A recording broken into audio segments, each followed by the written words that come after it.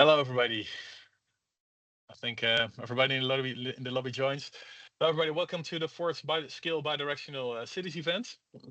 Yeah, we're going to talk about procurement guidelines, and how it can help cities and regions implement advanced smart charging and vehicle to grid. Therefore, we have a few guests. We invited a few guests. First of all, is Frank Geerts from ELAT. Frank will introduce himself later on as well, but he will talk about the requirements for smart and bidirectional charging we created within the Skill project, and with in cooperation with many stakeholders also outside of the Skill project. Further, here we're going to have a discussion and validation, but basically an open dialogue about the relevance and the applicability of the Skill guidelines. And we also will have an update from Robin Berg about the V2G project in Utrecht. An exciting update. So that's very nice. And we will follow with an interactive discussion on V2G adoption in cities. Based on the survey, we are all ask you to fill in. It's just a very short survey. Konstantin has put the link in the chat. So we'll ask everybody to. We don't see it yet, Konstantin. So maybe you can repost the link. It's a very short Google Forms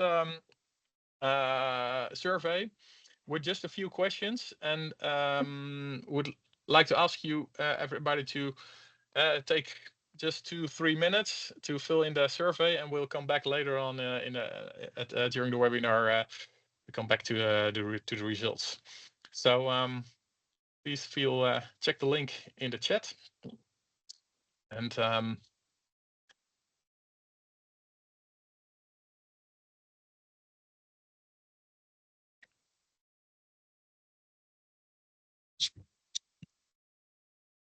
it's basically about the status of smart and bidirectional charging in your region, your city, and the likelihood of adopting smart and bidirectional charging within the upcoming years. It helps us to first of all, gain better insight in the status at the different regions, but also it helps in the discussion and the dialogue later on.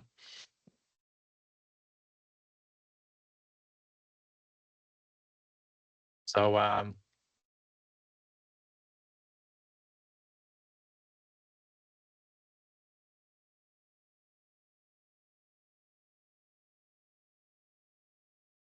just take 1 more minute.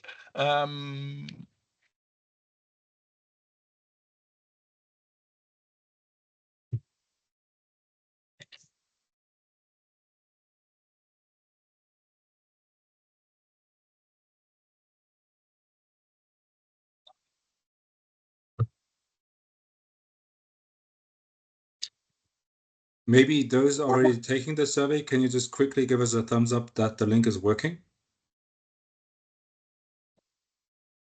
Brilliant, thank you.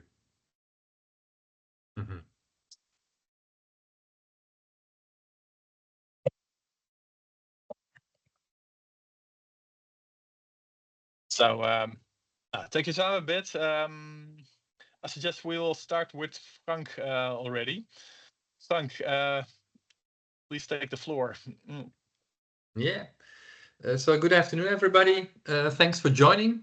My name is Frank Geerts. I'm working for ELAT, an organization in the Netherlands representing grid operators in a broad perspective. And as part of the Scale project, we have been developing requirements for purchasing and operating smart and bidirectional charging. So we thought, let's keep it a short name. And I was asked to briefly present what we have created. And instead of using slides, I thought it would be practical to just show you the requirements we set up.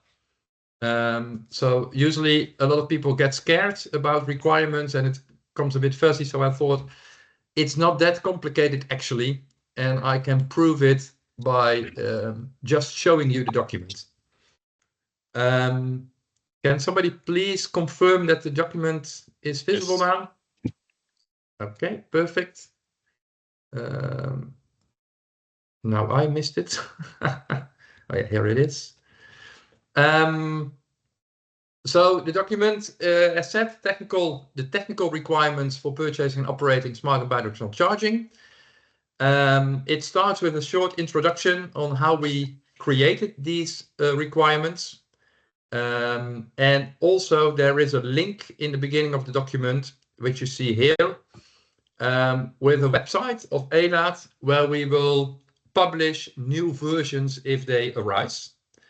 So it's said here, please always check if there is a new version when using this document, and then you are referred to the ELAT website. So that's the introduction. What you see here is that we have been talking to a lot of stakeholders in validating these requirements. So we do think that is a good representation of the whole market, so to say. So the document in total contains of 7 pages, and we have some group of we've grouped the requirements. And first we have generic requirements which apply to all charge points. And these say basically that this requirement set could be used for new and refurbished charging points, or to be refurbished charging points. So not for existing charging points. We would say if you purchase, this is the time to use this document. And in generic, we state some things about conformity and to prove that you comply to the requirements. So we ask for each requirement to be proven it by a certificate, a conformity certificate. We also have included something that in the future, new elements of requirements of standards are being upgraded.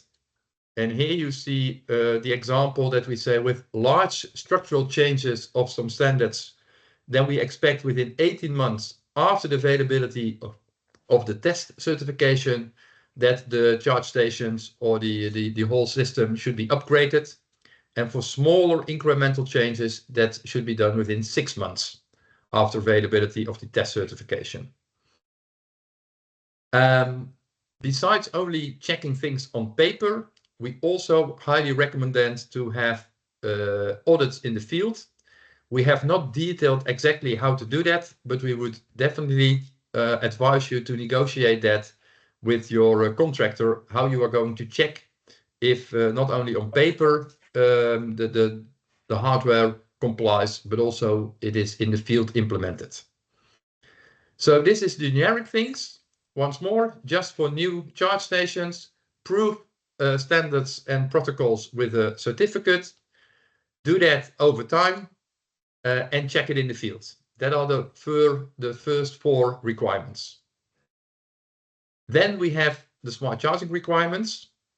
And it's good to mention that this document merely states requirements for smart and bidirectional charging. So the generic requirements you have for purchasing charging infrastructure is not included. This is a typical add-on if you want to require smart and bidirectional charging. Now, to be it smart charging, we say it should be remotable, controllable, the charge point, in near real time, to be able to send signals. You also see here the requirements, and here you see an explanation why we think this requirement is should be taken into account. The 5th requirement is that it should be connected with a backend for we said 89% of the month. And then we have here the compliance with security of charge stations and charge points. So this is the hardware in the field, and there is a set of requirements from the IEC 62443, as you say, and you can download that on the ELAT and ANCS website. So this is security requirements for the hardware in the field. Then we require the hardware in the field to comply to IEC this standard, which is essential for communication between the charge point and the car. We have some requirements for DC only, because most of the charge stations are currently AC. But in case it's DC, you see here some requirements for DC.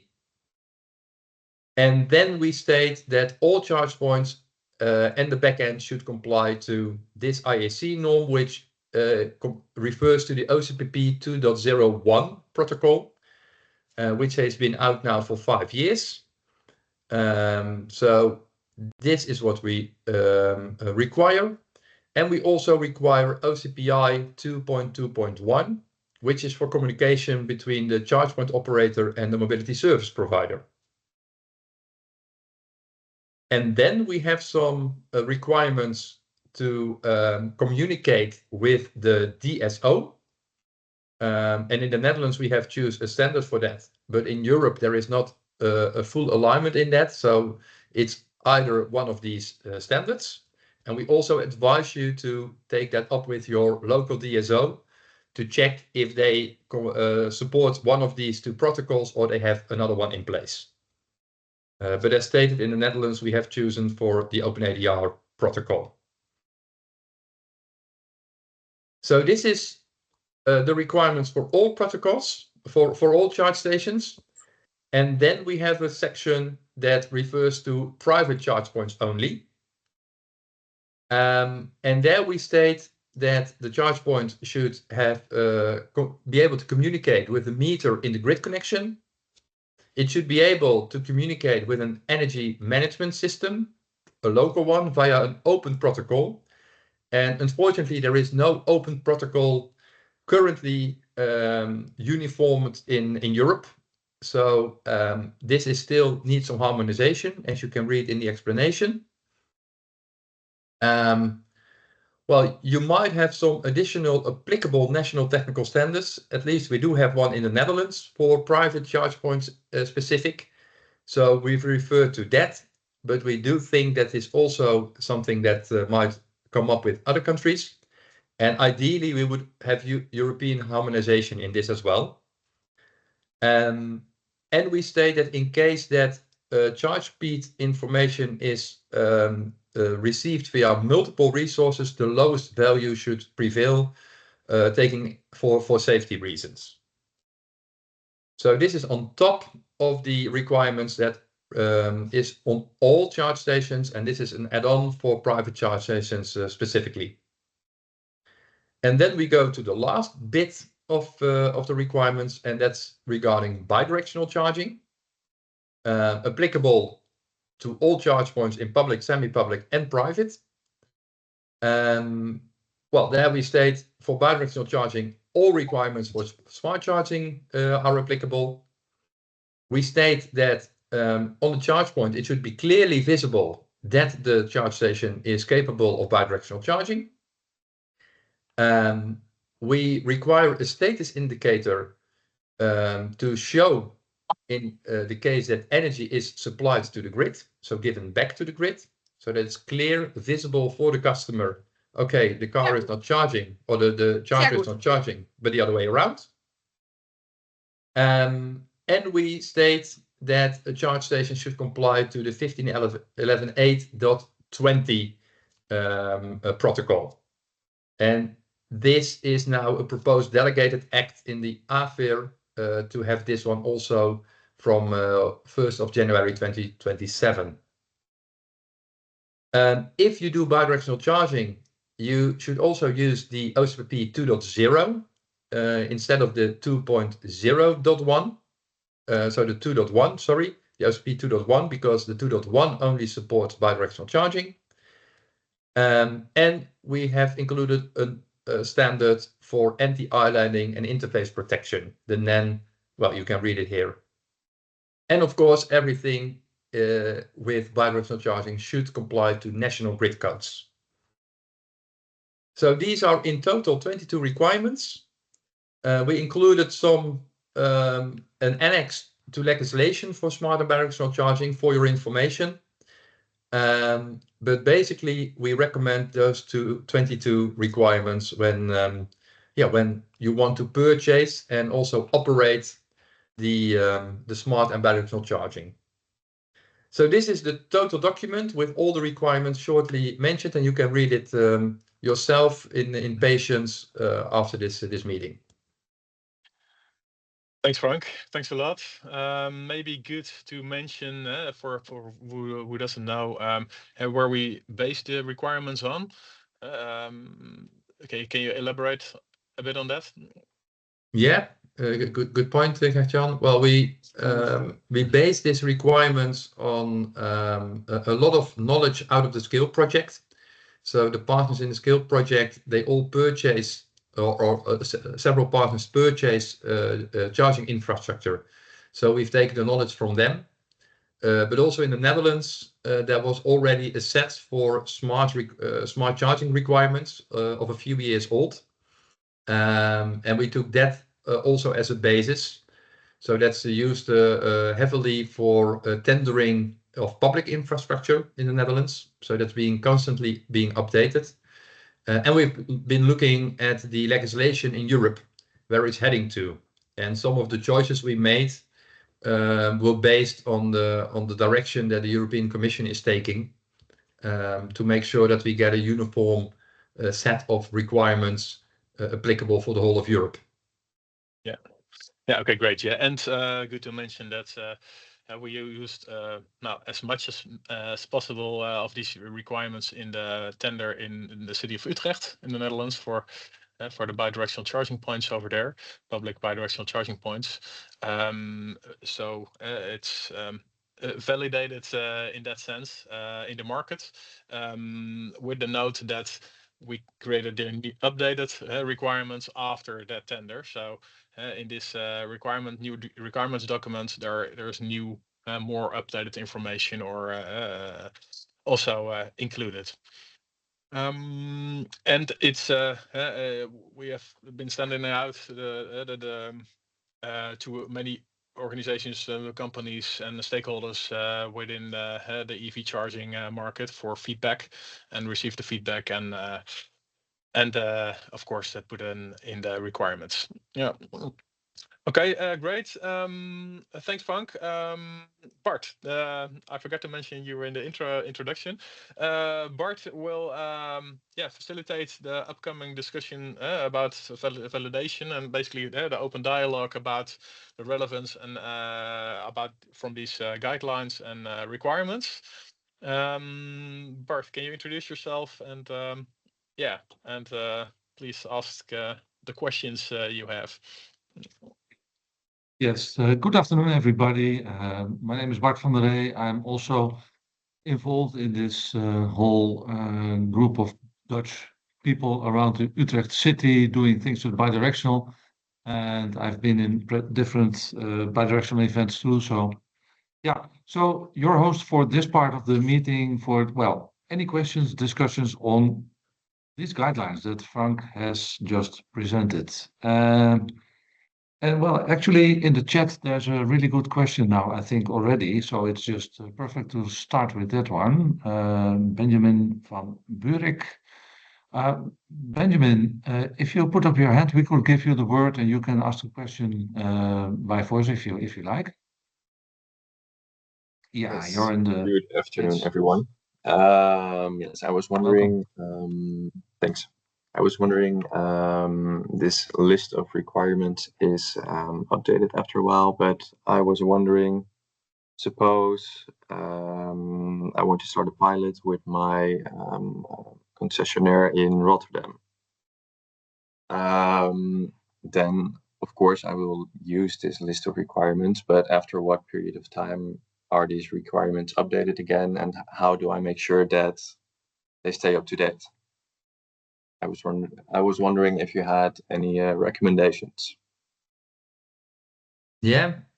So what you see with, I forgot to mention, is that the requirement set is basically referring to existing standards or protocols. So we don't define new ones ourselves. We're basically using what's already out there and it's commonly used. And the beginning, so we will update this document on a regular basis. So we will check it at least every year. But if in between new things come up, we can easily update it. And that's why we stated in the beginning of the document, when you use this document, always check the version you have on the website of ELAT, if you're still the latest one, or in between something has been updated. So we can update it at any time. But once you have used it, the generic part in the beginning is to make sure that whenever you purchase charging infrastructure, it's being updated by the contractor over time.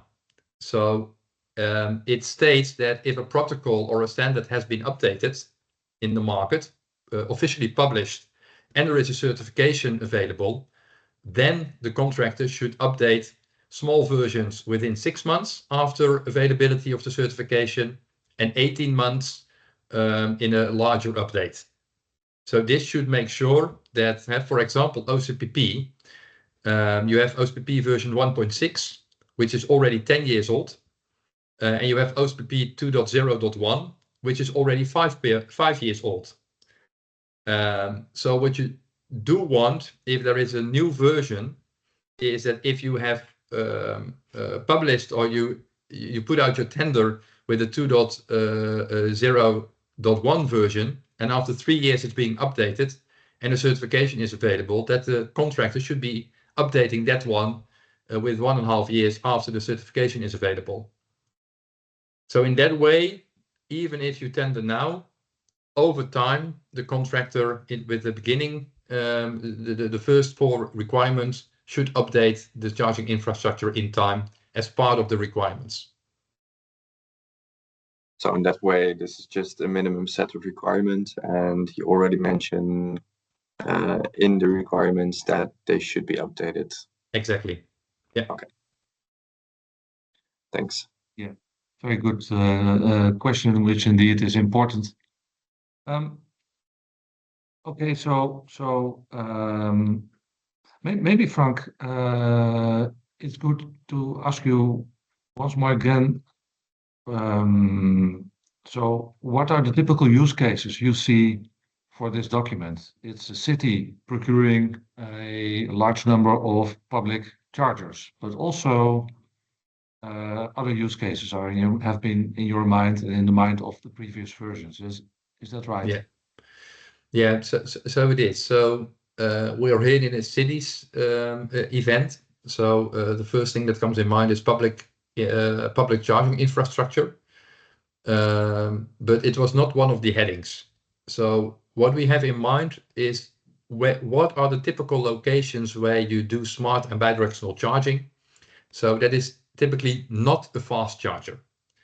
So that's also good to mention. This set of requirements is not mentioned for fast chargers. This is for chargers typically near your home or near your house, near your work. That are the locations where you typically are parking or standing still for a longer time, and smart or bidirectional charging makes sense. And the ownership of that charging infrastructure can basically be either public, it can be fully private, or it can be semi-public. For example, with your grocery shopper at the supermarket, or at a leisure situation where you're going to the beach and you park your car, and there you want to charge your car. You're standing there for the whole day, so there is the opportunity to have smart or bidirectional charging.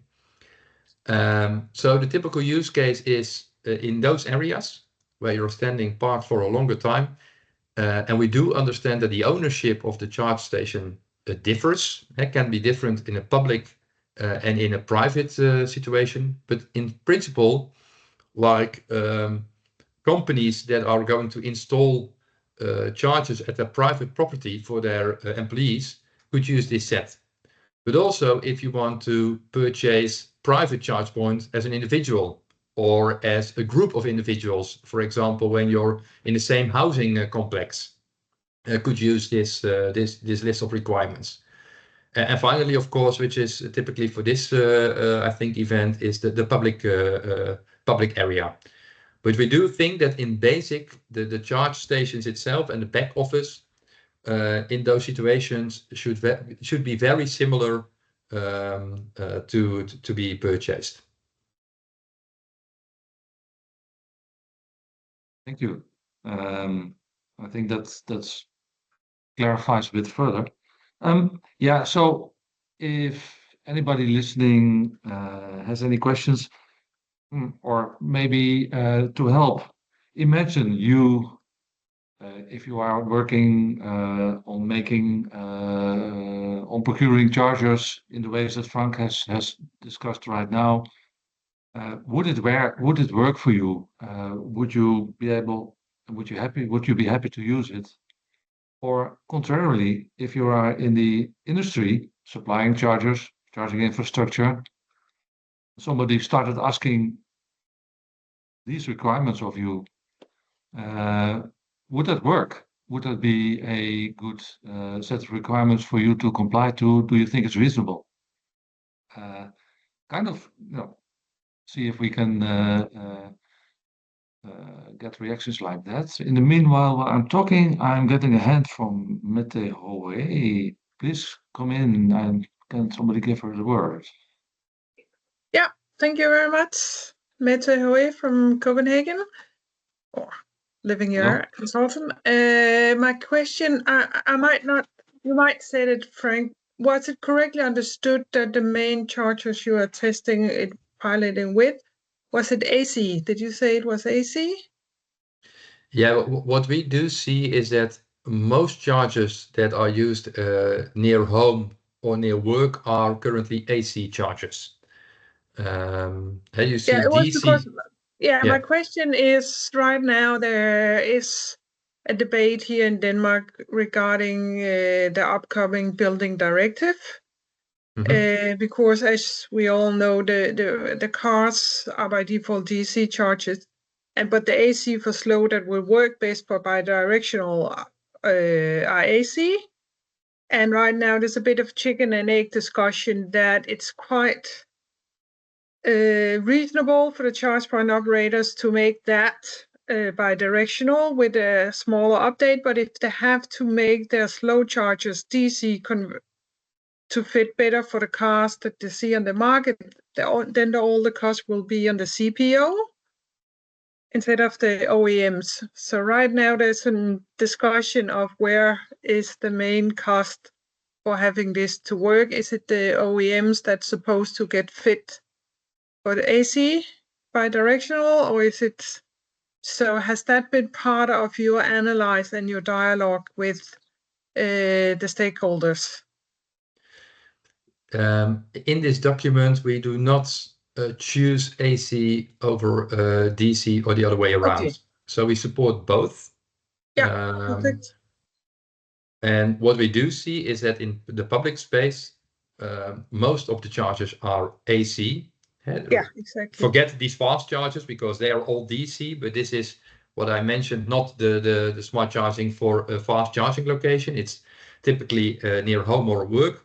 Most of it we see AC, but we included a part for DC. And if you look at the bidirectional part, the standards are indifferent of AC or DC, so they support both in that respect. And do you hear the OEM welcoming that? Which OEM? The car OEM or the charger OEM? Yeah. The car OEM. Yeah. Well, I see that a lot of car OEMs are holding the cards against their chest regarding bidirectional charging. And usually I get the reaction, wait for our news item and then you will know. So it's hard to tell in what direction OEMs are heading.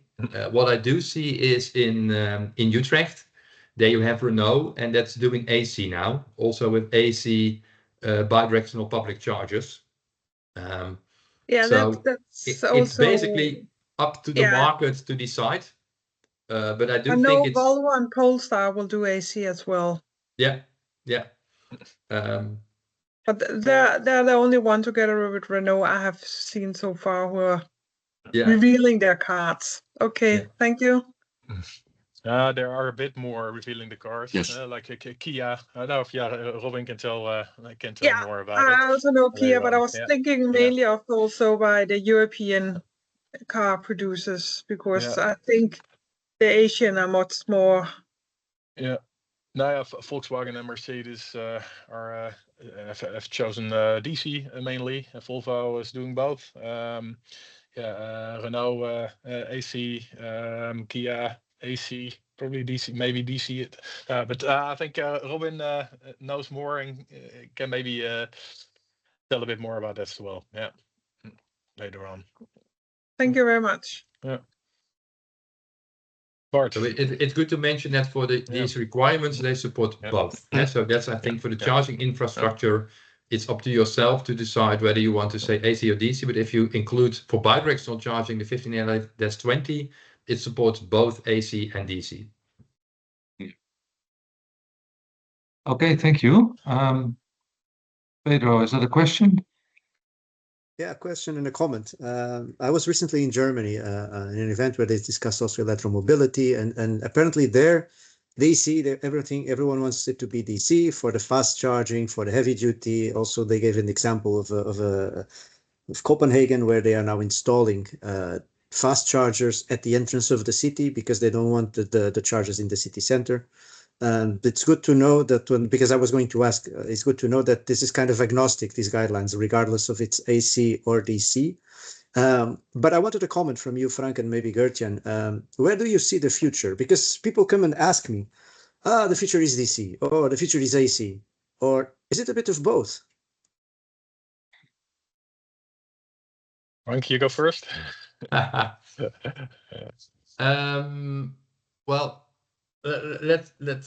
I think it's up to the market to decide. I mean, it's we are grid operators, or I'm representing grid operators, and as you will know, the grid is AC, and we will not change that easily to DC. So I will expect the grid to stay AC for decades. You have some pilots for DC networks, but in the end, it will remain AC, is my strong belief. And then it's the question, and the battery of the car will always be DC. So somewhere a conversion has to take place. And that can be in a charge station or it can be in the car. What I currently see is that basically all charge stations, or almost all charge stations near home or at work, are AC. So to be compatible with cars that do not have bidirectional charging, and that will grow in slowly, you still want to support all cars that don't have bidirectional charging. So AC makes sense for that. So I would expect in the public space, for that reason, AC to stay dominant. In a private situation, well, you can choose to have a private DC charge station if you prefer that, and the cars support it. But in the end, I think it's up to the market to decide where the cost of the converter, because that's basically what you need, is a converter in either the charge station or the car. Maybe to add on this, as a city of Utrecht, city authorities are in principle technology agnostic. But what you see, of course, is that the AC bidirectional is approximately what we hear from the market is approximately 5 times cheaper for charging points than DC bidirectional chargers. And maybe I underestimated even. So actually that is not then it's not a like AC bidirectional charger is not that much more expensive than an advanced smart charging charger AC. So for procurement, that's actually the only option. You can't ask as a city or region, you can do a procurement tender and you ask for DC bidirectional chargers, which are then 5 times more expensive. So that's one point. The same barrier goes for vehicle to home. So private home. So that probably standard consumers are probably less willing to pay 5 times more for their bidirectional charging, especially at this stage. So, but yeah, for heavy duty, for example, or the depot charging, it might be different because heavy duty vehicles are DC by default, and charging also DC by default. So probably V2G, DC V2G will be the standard over there. And also, in the end, as Frank has already mentioned, it's up to the market to decide. They decide on their proposition, and see that Volkswagen and Mercedes are choosing DC, for example. But yeah, Renault and Kia and Nissan, for example, are choosing AC V2G. So yeah, and in general, you could say the technology for. I always try to ask experts where we meet in all kind of meetings. Also, especially from the vehicle side, and they say, yeah, most of them think AC V2G has the biggest chance because of the lower barrier and the cost advantage, because it's already you never will skip the AC charger from the car. So basically the inverter is there already. It needs some adjustments, but yeah. So, but for the foreseeable future, to wrap it up, probably they both coexist, and we'll see what happens. Yeah, but for cities and it's now only an option to procure AC V2G chargers basically on a larger scale as we do in Utrecht, because otherwise it's yeah, it's not possible cost wise. But love to hear other insights on that and other views, of course. Yeah. Yeah, well, we have a remark in the chat by Christina Andre. Maybe if you put up your hand, you can also come in. And I think that's interesting because it refers to the Eichrecht, but also the grid codes. And there's a relation to this requirements document and the grid codes as well. The grid codes are in development. So, Christina, are you willing to? Yeah. I mean, I can add Yes. my Hello. part. Can you hear me? Yes. Go ahead. Right. Okay. Yeah, it's just about feasibility in Germany for our little community here to deploy the chargers, AC, preferably AC, like in Utrecht. But we have to work on it also to be able to get AC bidirectional chargers, which Eichrecht conform. You know the horrible word, all of you most probably. And yeah, and the grid codes, then we have to adjust to our own little corner, which is extra work. So that's a problem. This is why so many people are heading direction DC here. And I just question if maybe that's the German OEMs thing, that they just don't want to deal with. As far as I understood, the car also has to, if it's AC bidirectional, if the inverter is in the car, then the car also has to adjust to the grid codes, or it's purely the charger itself. I don't know. Yes. So if Thank you, anybody Frank. knows the answer, I'm happy about that. Yeah. Sorry, I have too many screens here. Yeah. Well, Frank, can you react on that maybe? I had a short hiccup in the internet connection. Oh, yes, you're still frozen, but we hear you. Okay. So I didn't get the whole question, but I was reading the chat. And if I understood correctly, the idea is that the German OEMs might go for DC because then they have less alignment needed with the DSOs, which we have quite a lot in Germany. I think what's good to know is that on the European level, Frank is, yeah, I think Frank wants to say on European level there's synchronization, harmonization going on grid codes. So So hopefully Frank will come back as soon as possible. But in the meanwhile, I'll try to take it over. There's harmonization. So there's also how do you say that? A proposal from the European DSOs working together at SOE for harmonization of the grid code, and the proposal is at the European Commission already, but I think they still need to sort of formalize it. But Frank, are you back again already? I was never gone, but I don't know if you can hear me. Okay. Yes, we can. Could you hear what I told of what I said? Yeah, Because I heard you, and I put off the Okay. camera. Hopefully that helps. But indeed, that's correctly exactly what I wanted to say, Gert-Jan. Okay. And it's up for approval in the European Commission, that new grid codes. If I may make another comment, is that actually we have to build chargers, public chargers, now and not in 3 years.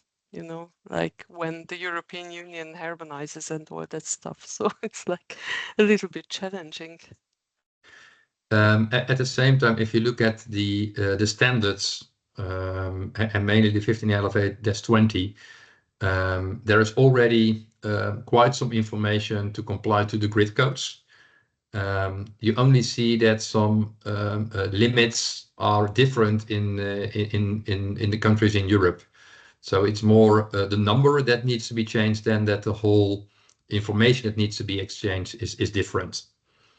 And that's also why in this set of requirements, we state that you should update, so that the updates to comply to the new grid codes probably won't be that intense for the communication protocols. So I do think that, and that's everybody that purchases a product should comply to European regulation. Yeah, thanks, that helps. Yeah. Okay. Oh, nice. Are there any other questions? Oh, there's a hand from Heike Wetter. Well, please come in. Let me see. We don't hear you yet. You have to switch on your mic, or somebody has to do it. Okay, I switched on my microphone. You should hear me Yes. now? Okay, Clearly. thank you. I have a question on the use case because the project is pretty new to me, but from an OEM side, I think it's really interesting because you are looking at the other side of the bidirectional charging, and we are coming, so we could easily connect to this project from an OEM side. So this would be this, at least to my understanding, this would make a lot of sense. I would like to know, what is the main use case in the city of Utrecht for bidirectional charging? When you did this project now, what is that? Is that stabilizing the net, or I would like to know more about this. The timing. Yeah, very good question. It's indeed stabilizing the net, but also utilizing green energy better. But we will soon follow up with an update from Robin Berg from with our solar, and he will tell all about that as well. So Okay, all right. Then I just wait for that. Thank you. Okay. Yes, go ahead, Gert-Jan. Yes. Yeah. And I was wondering if are there any other cities who want to respond? I see a few a few are present in the call, but also even friends from outside of Europe. I see from Australia and South Korea. So very interesting to hear from you if what potential value these requirements have for inside Europe, but also potentially outside Europe. So if you want to react, of course, very welcome. But that can also be later. Yeah. Okay. I would like to invite Robin Berg to the stage. Robin, yeah, I see you there. Yes. Great. So yeah, Robin, very welcome to update all of us on the latest things happening with in Utrecht on the bidirectional side. Yes. One question. I cannot share my screen, right? Or is it? You can if you. Does I ask Sophia and Konstantin? Does Robin have the rights to share the screen? I believe you should be able to. Yeah. I Is your can Double share check. button? Right now it's light gray, but it would be nice if I could share some pictures. I think Robin is not the presenter, so he needs to be made a presenter. Yeah. You can easily do that, right? I cannot do it. I don't know if Make a presenter. Here we go. Yes. Just have to find you first. Yeah. Thank you. Thank you very much. Okay. Perfect. Yeah, just so if it's all right, and you can now see my screen. Yes. Yes. Yeah. Perfect. Okay. Thanks for that. Yeah. Just a quick update from the Utrecht project. So we started our collaboration with Renault already quite some time ago with the Renault Zoe project. Also did collaborations with the Hyundai Ioniq 5 in Utrecht. And now we are going live with a new partner, MyWheels, which is the largest car share operator in the Netherlands, running 3,000 cars, of which 2,000 electric, and they also operate the largest Renault Zoe fleet in the Netherlands. And at the end of last year, together with Renault and MyWheels, we announced the ambition of MyWheels to build the largest bidirectional fleet in Europe, using their shared vehicle fleet in the Netherlands, and therefore using the Renault 5 as a starting vehicle. And this project starts in Utrecht, where we have now implemented a station-based round-trip car sharing model using the WeDrive Solar public charging station. So it's a public charging station, but it can be used by a MyWheels car. So it's a dedicated car sharing, charging and parking spot. And we have now approximately 500 locations for MyWheels cars. There are currently around 400 already in place. And as part of this fleet, we will now start using the Renault 5 to set up the first scale-up of bidirectional charging. And then we will also look at the Renault 4, the Megane and the Scenic. The Renault 4 is being launched as we speak in Europe. And at the end of this year, the Renault Megane and Scenic will also support AC bidirectional charging on the same protocols, same platform. And that gives MyWheels the opportunity to roll out to a 100% bidirectional fleet in Utrecht, as they can then also offer different kinds of cars to their clients, which is of course an important part of their proposition to shared mobility users. And at the same time, we will roll out the concept to other cities like Rotterdam, Amsterdam, and Eindhoven, starting with approximately 50 cars in every of those cities. And to make this ambition happen, we've been working closely together with Renault to successfully implement the bidirectional charging protocols, both at the car side and at our charger side. So what you see here is the Renault Megane with the Renault 5 onboard charger and our charging station in the back, testing the ISO 15118-20 protocol.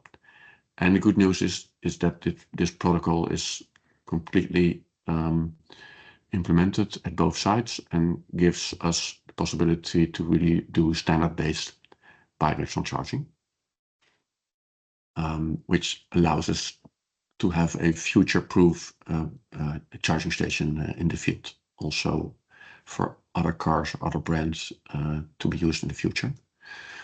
At the end of March, we had a full system validation with Renault coming to our factory in Hengelo, where we also do our development. And this was not just our charger validation, but also charger backend. We are using the backend from Last Mile Solutions, currently using OSP 1.6 and then upgrading end of this year to OCP 2, and also the energy market integration and the car share system integration. So the car share operator MyWheels shares the mobility needs, so departure time and desired state of charge, using the Renault API to be able to get this information into the car. And then we, using the ISO 118-20 protocol, get this information from the car and can make the charging profiles. And these charging profiles are then based on departure time, state of charge, energy markets, and some business rules provided by Renault and MyWheels, how we are allowed to charge and discharge at certain requirements.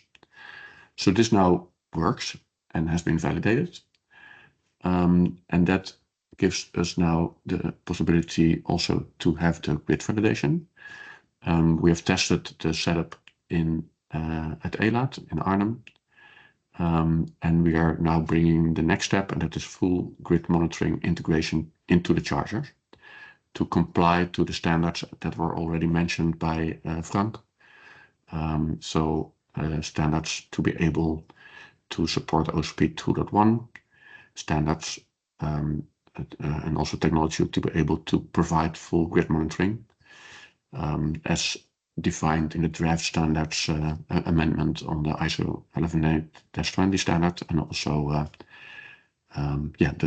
basically the role between the charger and the car doing AC bidirectional charging. And now we are going live. So we upgraded 60 chargers in Utrecht in March, and that meant that the complete top of the charger has been removed and a new hardware technology has been implemented. Only the grid connection has stayed in place. And MyWheels is, as we speak, rolling out the last one of the first 50 cars, Renault 5s in Utrecht.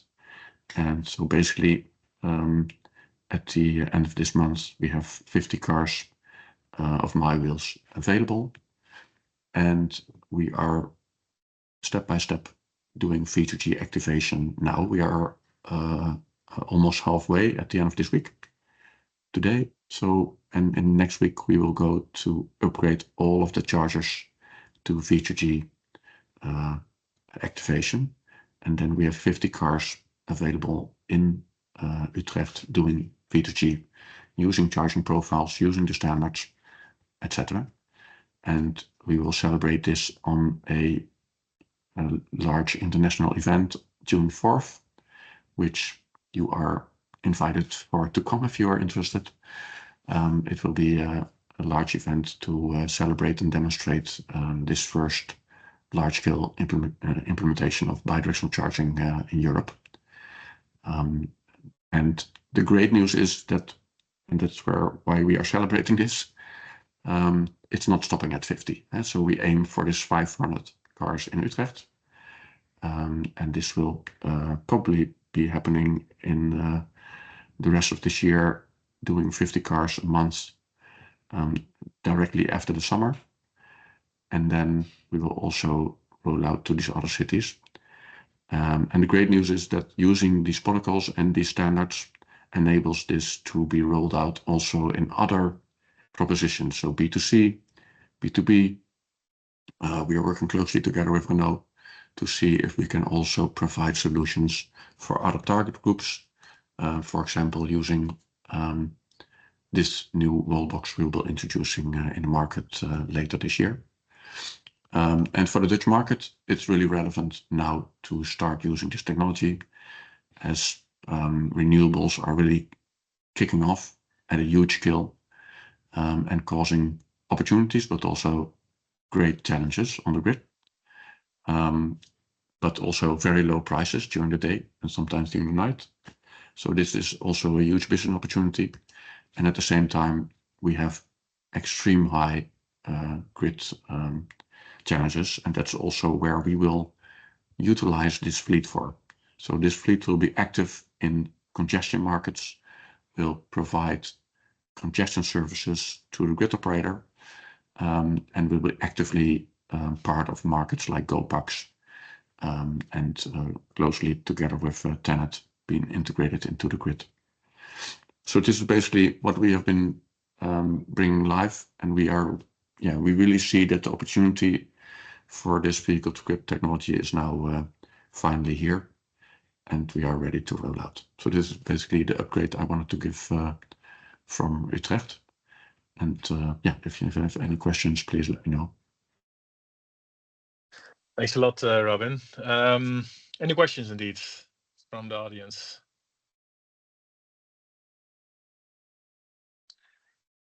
Yeah, I see.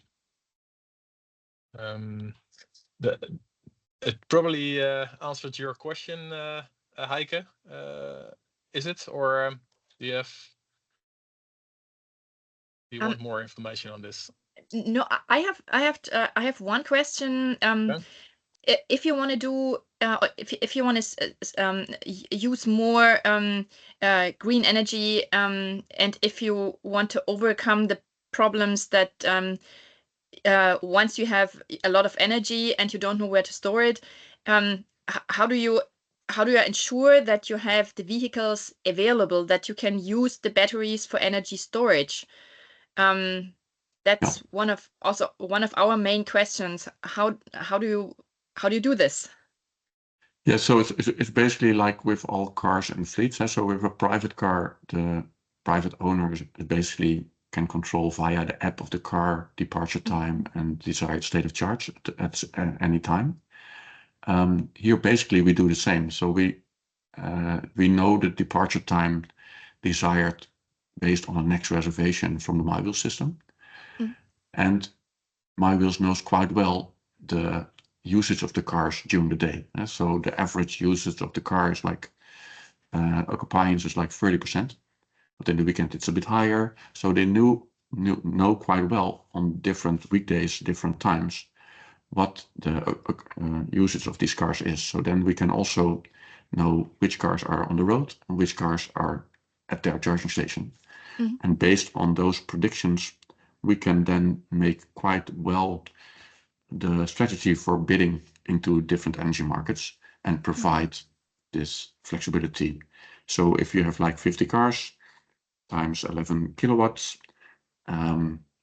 it's 500 kilowatts. What we're starting with now, this will grow, of course, to 5 megawatts when we are doing 500 cars. Yeah. And then we know, okay, at that time, 70% of the cars available. So then we take 70% of this power, and then we look at the state of charge of the different cars. So which car can deliver what, and then we can make a bidding strategy based on that. So it's not really rocket science. It's just thinking, logical thinking based on availability, usage of the car, state of charge of the car, and then we can make our bidding strategy. Yeah, that's basically it. Okay. Yeah, I think when you have a fleet, it's much easier than if you have like only private users. Yeah, but also private users will be aggregated.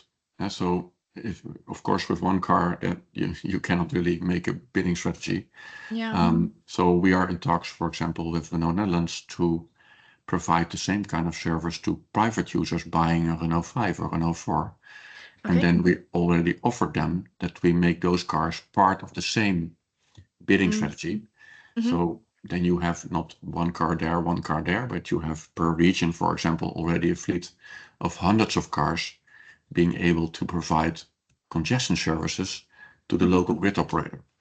And then that's what makes it very interesting, that you can both regional and national combine fleets for different markets. Okay. Thank you. Yeah, you're welcome.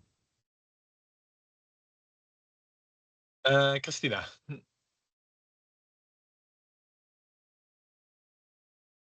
You're muted. Oh, yeah. Hi there. I hope I can. Yes. Yeah, you can hear me. Hi, Robin. I would have a fast question about transformers. The business case is also in energy market, but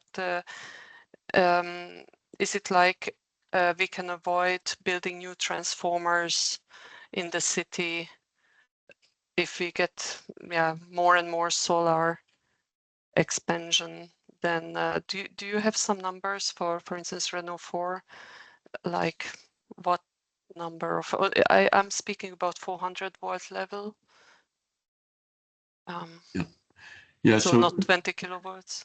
Yeah, so what we think this solution provides is not that you can completely cancel grid expansions, but you can give the grid operator more time to do it.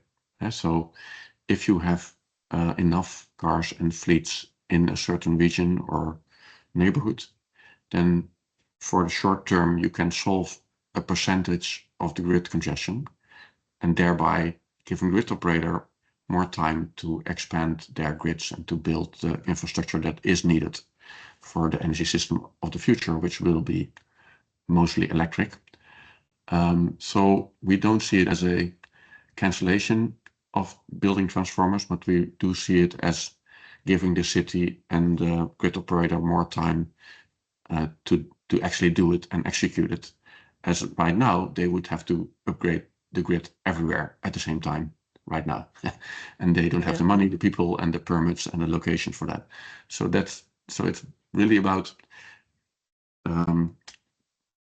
getting off a little bit of the pressure on the of this transition. And that is currently the main issue, as the grid congestion is mainly caused by that it's happening everywhere at the same time, and not just the local grid operator, but also TenneT, the TSO, has to upgrade the grid everywhere. That's not doable. Okay, so it means that because we are also doing the infrastructure, building the infrastructure and owning it, and also the trafo stations, but okay. And the aggregation, you said that you would include private, etc., etc. Would that be on the mid voltage, like 20 kilovolts? Are you aggregating, or are there any like physical or 110 kilovolts? Maybe is where, or you don't have a concept yet for aggregation? Yeah, we have a concept. Limits. We are aggregating everything. So if it's one household with just one car, 11 kilowatt, and we aggregate it to at least 100, but preferable 1 megawatt of power. But I mean, so with only 50 cars, you already have 500 kilowatt. So as soon as we are above 100, 150 cars, we can provide 1 megawatt flexibility. Thank you. Yeah. Great. Thanks. Portia, all the way from Australia. Hi. It's dark already.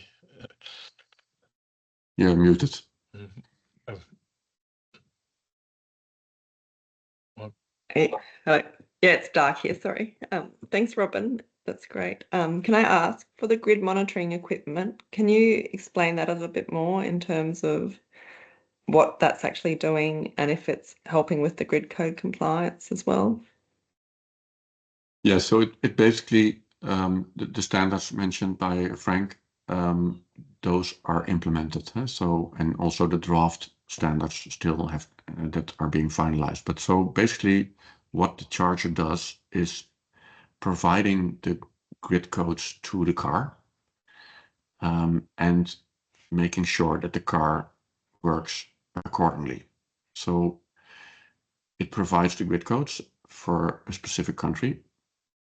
So the frequency, the power control, all the settings needed.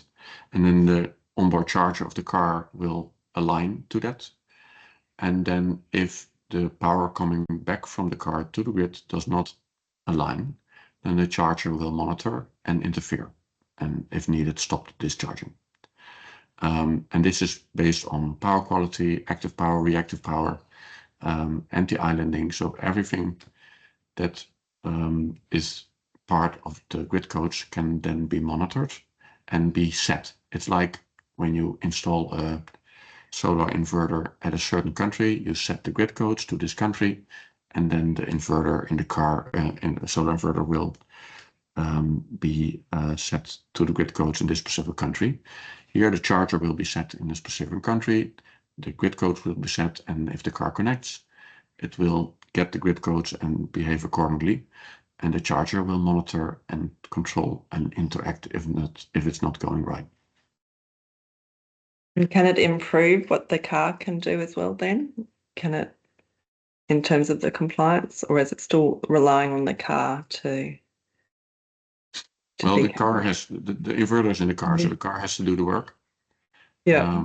And but if something goes wrong at the inverter or the grid falls out, then the charger will check and monitor if this work is done. Also the inverter should stop providing power back to the grid if there's no grid power anymore. But if that does not happen, the charger will interfere and make sure that the discharging is stopped. Thank you. Thanks. Thanks a lot, Robin. No, thanks a lot for the update. Yeah, if there are any questions later on, you can always approach us all, and yeah, we'll try to or forward it to Robin if it's a relevant question for Robin, or we'll try to answer it. So always very welcome to stay and keep in touch with us.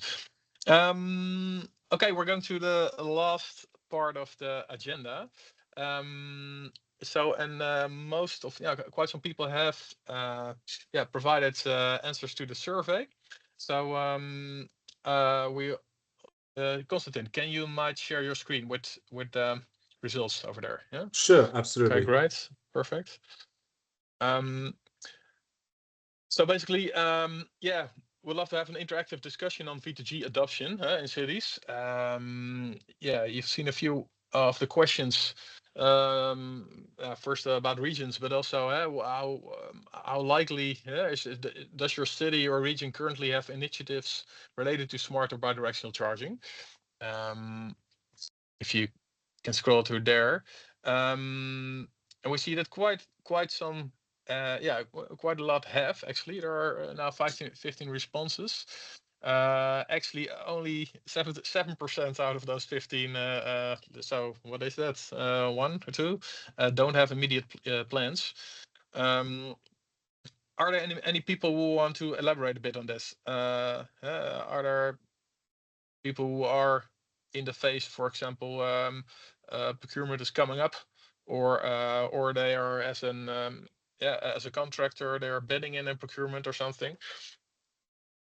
If so, please raise your hand or let us know in the chat. We can talk about that. And if you go to the next question, Konstantin. So which aspect of smart and bidirectional charging is most interesting for your city or region? Now we see quite a lot of people say grid balancing and energy resilience. That is for almost everybody. We see also about cost savings for EV users and municipalities. Important factor, and enabling higher renewable energy integration. Customer requirements not so important. We see, for example, in Utrecht that Robin told this already. We have a lot of grid congestion. It's a very urgent problem. We call it even a crisis. And the bidirectional fleet of MyWheels can really be a part of the solution, next to also other assets. So also stationary batteries, aggregated groups of stationary batteries can be part of the solution, but also we also think about other solutions. But it's really you could say a very good timing that that a bidirectional fleet of MyWheels is coming really is coming live these days. If you go to the next one, Konstantin. So this is interesting, of course. How likely is your city or region to adopt smart and bidirectional charging solutions? Now, for quite a lot, it's very likely. We haven't split this up, of course, in smart and bidirectional charging. So, are there any cities present, or regions, or people, or from the industries working working in regions where they are busy in, for example, bidding in a tender, or working preparing a tender? We also include bidirectional charging. So people who especially people will fill in the survey, but also otherwise. I don't see any hands or oh, I see, yeah, Pedro. It's me, so it's not related to this question. If someone else raises the hand, I will shut up. But I don't see, so I just wanted to the previous data, which is quite interesting, and a question on the provocation for both of you. So in the Netherlands, smart charging is already default, so you don't ask people if they want to have smart charging. You can see here like customer requirements. Maybe in the future, bidirectional charging will be also something like this. So you don't ask the people. This will all be done in the background, and then the final balance of energy and finance, it's done by everything in the background, and people just get their cars charged and a bill to pay at the end of the month. Less money to pay if they have local renewable production in their own homes, a little bit more probably if they don't. But maybe the future is also this. So everything is done in the background. People really don't, the majority, let's say, apart from some very, very militant people that are the early adopters that are looking into, okay, I want to make money, or I want to contribute for the environment, for the grid. But do you see, like in 5-10 years, maybe all of this being done in the background, and no one really needs to or cares about what's happening, as long as the car is charged? Good question, Pedro. What we see or envision is that most of it is done in the background. But of course, you also we've done also in the skill projects, but also in the robust project where Bart is also a project leader of. We've done some social research on the potential or what people want to have. At least the feeling they have control over the system and over their cars, especially if it's a private car. Of course, it's different from an maybe a shared car fleet.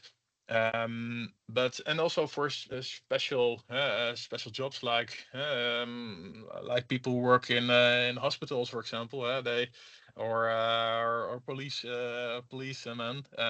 They need to be able to opt out and charge as fast as their cars as fast as they can, because they just need to.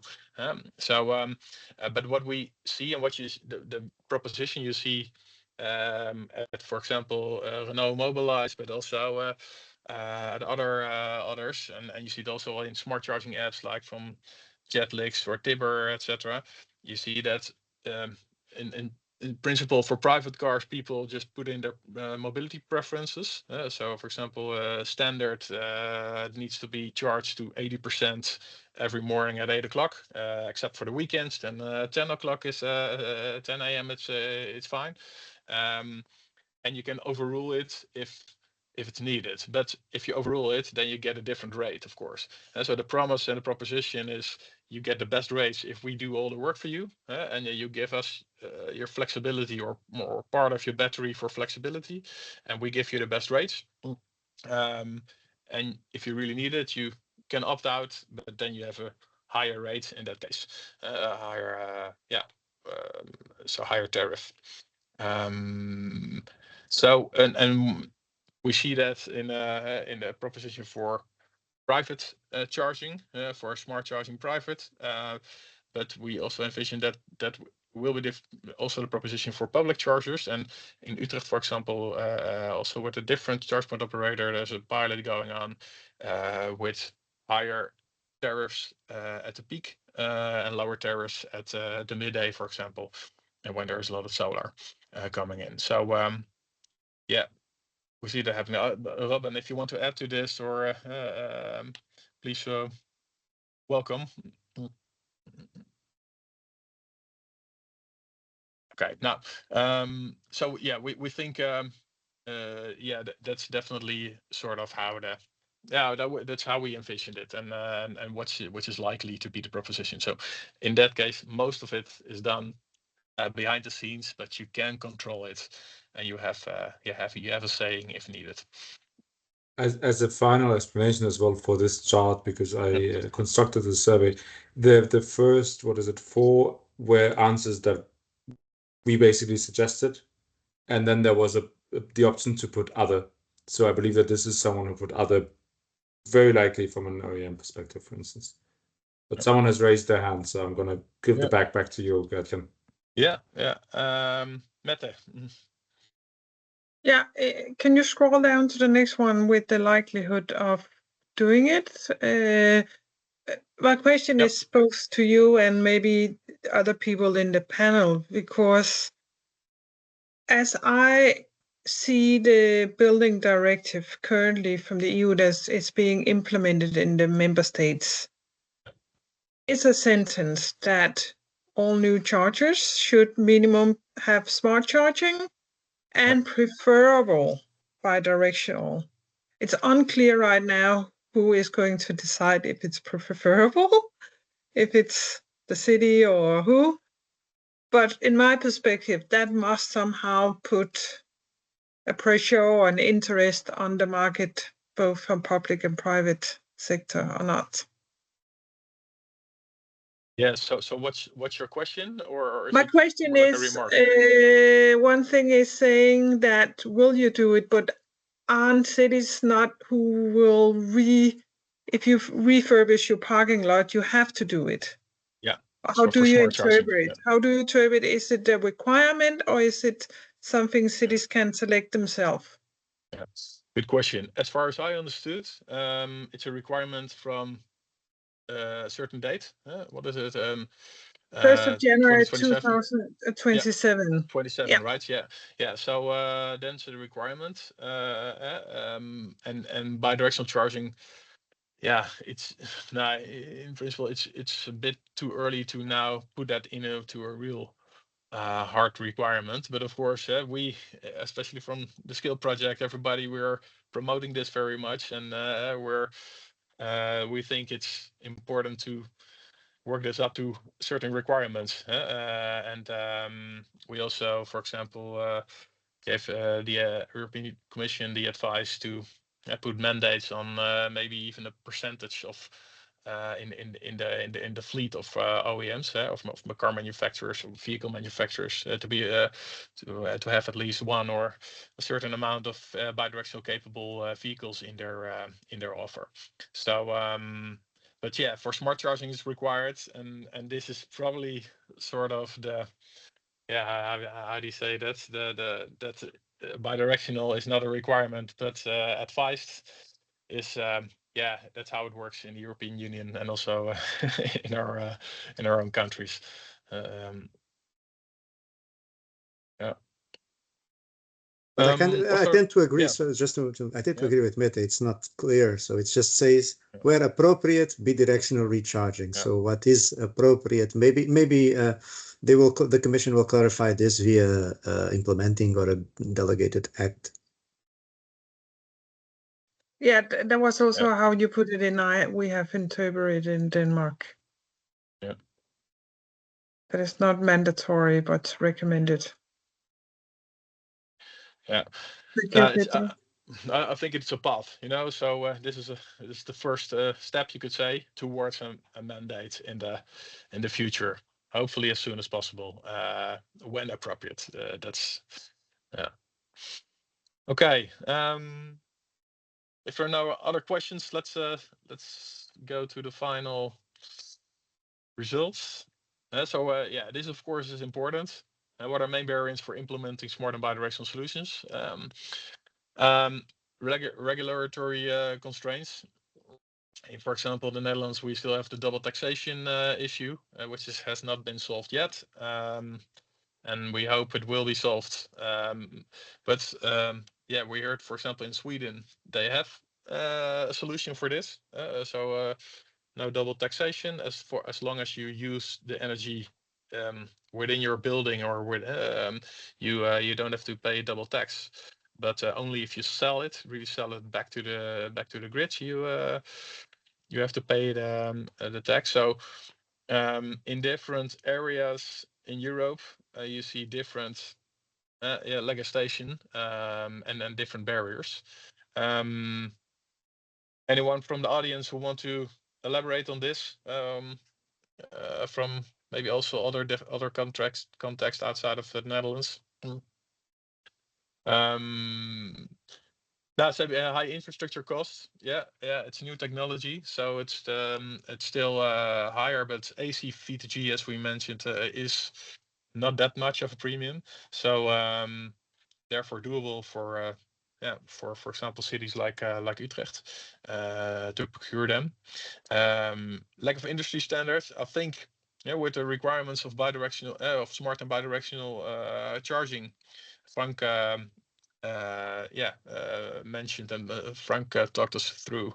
I think we took a step in there, but yeah, not everything is yet completely defined, but we have a lot already. And indeed, you can always, and that's also what we did in Utrecht, for example. We have put in the requirements in the tender that it needs to be updated to a new OCPP standard, for example, when certification is available within a certain time frame. So even future updates you can, which are not available yet, you can put it that way in a requirement in your current tender. Now, technological uncertainty. Also, maybe probably referring to AC or DC V2G, but also, but it's probably larger. And yeah, that's still an issue. But also over there, we try to offer with those requirements, more clarity and more more clarity on this as well from what's needed. Actually, I'm surprised that auto OEMs don't consider V2G is not a main barrier, but maybe that's because many are considering it, but also still not many are offering it. But it's coming, and we see a lot of OEMs who are offering it or will offer it in the near future. To explain, Gatjan, this is again, so on the first 5 points here are the ones that we basically suggested in the survey. So it's rather interesting to see that. I think it's five people said none of this fits. And I think minimum 2, if not 3, are actually talking about specifically the availability of vehicles, which it's sort of hidden under industry standards and also stakeholder interest. But to me, this is also from the previous discussions we've had in these bidirectional cities events, a really interesting takeaway. But obviously there's many barriers, but I feel like this shows quite strongly the OEM side, the vehicle OEM side is one of the main barriers still. Yeah, it definitely is, and it is changing. So that's the good news. But even propositions were coming up, for example, from Kia in the Netherlands, and the Netherlands was the country where they are starting with their V2G bidirectional charging proposition, but it's delayed. So they encountered problems, and we of course don't know always what exact problems they are, but there's problems, but they're working hard on it. So we really expect with all the things we read and talk to experts that in the really near future, quite a few OEMs offer bidirectional capable cars for AC and DC. So I really think, for example, next year is really completely different from now. I think, but if others have other visions or ideas about it, please welcome to share it. Indeed, it's upcoming. I'm gonna show the last slide because we have 4 minutes left in the meeting. For the time. Yeah, so this is also important. So which enabling factors would encourage your city or region to adopt these solutions? Clear regulatory framework. It's being addressed also in the scale project, but also in V2G, V2X sister projects, which scale is also in contact with. At the European Commission level, and also at the DSO level, as Frank was mentioning already. Funding and financial incentives. If you as a city have problems with funding or funding your charging infrastructure, I would advise to check out the scale e-course available on the Scale website. We explained by our colleague Matthijs Kok, for example, but also others explained more about funding and the infrastructure, at least the models we have in place. And in the Netherlands, basically, funding mainly is done by the market. So yeah, it's not costly for cities anymore. What's also still important, successful pilots in other cities. Now, okay, we in Utrecht try to also invent the wheels now for ourselves, of course, but also for others. And we invite everybody to also do that, to add and to share the knowledge. And in that sense, I would like to take the last few minutes to tell you about the V2X Alliance, which we are working on in the Skill project. This is because this fits to that question. We are working on a V2X Alliance, which is envisioned as a sort of reference group and movement beyond the Skill project, and focused on knowledge exchange and capacity building, and bringing together all the stakeholders in the ecosystem, and also forms a natural platform for joint activities and dissemination. Basically, it's an open ecosystem coalition because we're ambassadors of an open ecosystem approach for smart and bidirectional charging. Harmonized specifications and procurement can accelerate the market scale up. And we think shared capacity building for bidirectional charging and knowledge exchange on this theme can help a lot. Also, especially for scaling up. And so yeah, we can connect all the networks from everybody, align technical lessons, show pilots, and show the work which is done in different use cases, different pilots across Europe and outside Europe, and we can have a collective, stronger collective voice towards EU standards and other regulatory bodies. So basically, what we want to ask you is this interesting? Is it interesting for you? We envision it as that it don't cost any money, at least for the foreseeable future. But we will host different kind of thematic workshops on bidirectional charging and vehicle to grid, and everybody working on this theme or interested in its theme is welcome to sign up basically for an alliance. And we are actually now working on the format, shaping and drafting the format of the V2X Alliance. So it would be great to hear from you if you are interested potentially, and if so, why, and what can the V2X Alliance potentially do for you to help the smart and especially also bidirectional charging scale up in your region or city or for your company. Now we don't have a lot of time to talk about this, but I suggest we'll send you an email after this webinar, also with this question, and it would be great if you can respond on this, because you're very welcome to let us know what you think about this V2X Alliance and how we should form it so it can be of use for you. Okay. It's 3:30, so maybe you would love to now thank you very much for attending. If you have any feedback, please let us know. We'll send you out an email with the a wrap-up of this webinar and a link to the video. And if you have any questions, feel always free to approach us, and we're happy to answer or connect you to the right persons. Oh, Frank, do you have a last remark? I was looking for the hand clap, but I had the wrong one. Okay. Okay, no worries. No, thank you also. Thank you everybody, all speakers, and hopefully it was a valuable for bidirectional city for all of you.